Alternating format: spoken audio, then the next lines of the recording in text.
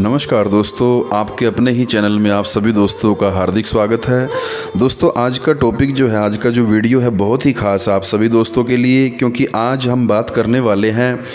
अगर देखो, सबके घर में तुलसी का पौधा होता है दोस्तों, और तुलसी के पौधे की जो पूजा की जाती है, उसके सामने दीपक जलाया जाता है, परिक्रमा की जाती है। लेकिन कुछ बातें ऐसी भी हैं जिनका हमें ध्यान रखना चाहिए। जो हम यदि उन बातों का ध्यान नहीं रखते तो हमें श्राप लगता है, हमें पाप लगता है। तो वो कौन सी बातें हैं दोस्तों जिनका हमें विशेष रूप से ख्याल रखना चाहिए? दोस्तों, जैसे कि आपको पता है, कार्तिक के महीने में तो बहुत ज़्यादा महत्व है तुलसी का, क्योंकि भगवान विष्णु के साथ तुलसी का शालिग्राम के साथ विवाह किया जाता है। और उससे पहले भी यदि घर में हम कभी भी पौधा लेकर के आए हैं तो उस तुलसी के पौधे को घर के बीचों बीच आंगन में स्थापित करना चाहिए। यदि वहाँ जगह नहीं है तो आप साइड में कर सकते हैं, लेकिन उसकी जो जगह बताई है वो घर के बीच का जो आंगन है, आंगन में उसके बीच में स्थापित करना चाहिए। और तुलसी का जो पौधा लगाने की जो जगह है उसको मिट्टी से भी लीपना चाहिए। जो जिस गमले में उसको हमने लगाया है, जिस जगह पे, उसको मिट्टी के साथ जो गाय का गोबर उसमें और गोमूत्र मिला करके थोड़ा और उसको मिट्टी से लीपना चाहिए। ऐसा अवश्य करना चाहिए दोस्तों। और तुलसी के पौधे को अकेले रोपना चाहिए, उसके साथ कोई दूसरा पौधा ना लगाएं। अगर कोई दूसरा पौधा लगाना है तो दूर लगाएं। तुलसी के पास में कोई पौधा नहीं होना चाहिए, उसको अकेले ही लगाना होता है। और दोस्तों, तुलसी के पौधे में हमेशा पानी स्वच्छ ही देना चाहिए, साफ़ सुथरा पानी ही देना चाहिए, मतलब दूषित पानी नहीं देना चाहिए।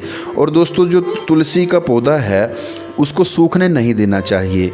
जिस घर में तुलसी का पौधा सूख जाता है उसको अशुभ माना गया है।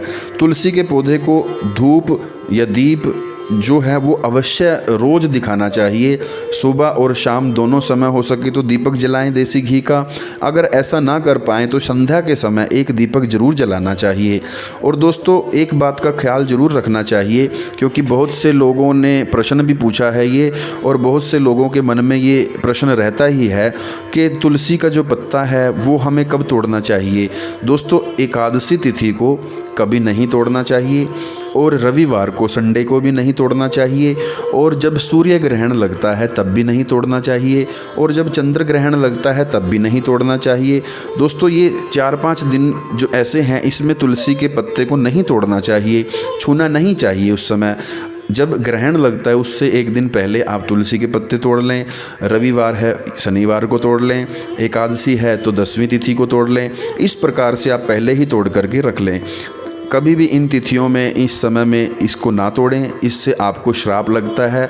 उसमें घर में बरकत नहीं होती, वृद्धि नहीं होती, धन की, लक्ष्मी की कमी रहती है, झगड़े रहते हैं, और दोस्तों कलह मचा रहता है, और उस घर में दरिद्रता आती है, लक्ष्मी का वास नहीं होता दोस्तों। तो ये छोटी छोटी जो जानकारियां हैं ये आपको जानना बहुत ज़रूरी है। और सूर्य उदय के बाद दोस्तों तुलसी के पत्ते नहीं तोड़ने चाहिए। जो सूर्य अस्त हो जाता है, छिप जाता है जब सूर्य, तो उसके बाद भी तुलसी नहीं तोड़नी चाहिए।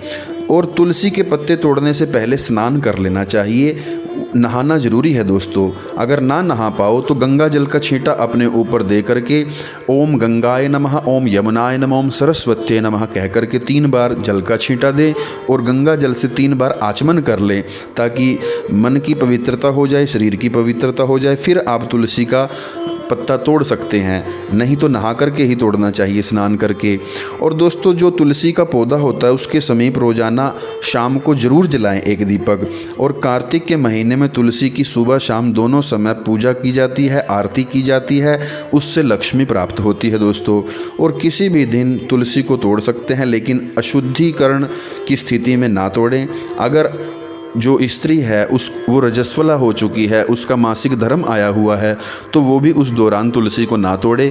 किसी बच्चे से या किसी परिवार के दूसरे सदस्य से वो तोड़वा सकती है।